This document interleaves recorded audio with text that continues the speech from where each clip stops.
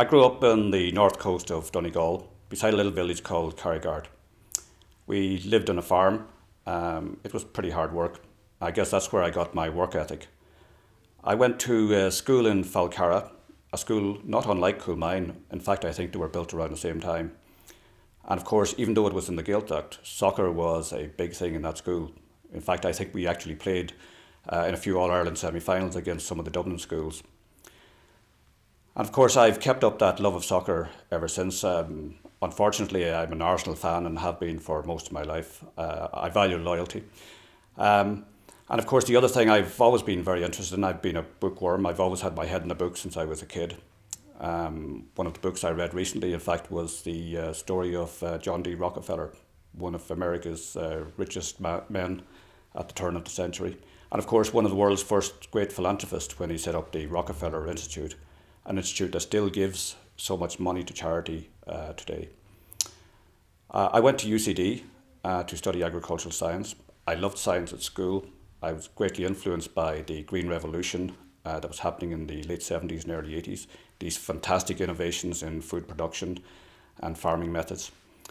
I really loved UCD. I remember getting a lift to Dublin for my first day, getting off the car on O'Connell Street and going for the number 10 bus to Belfield. And I fell in love with Dublin straight away. It was a real love of a big city, and Dublin was really buzzing at the time. I left UCD after 5 fantastic years.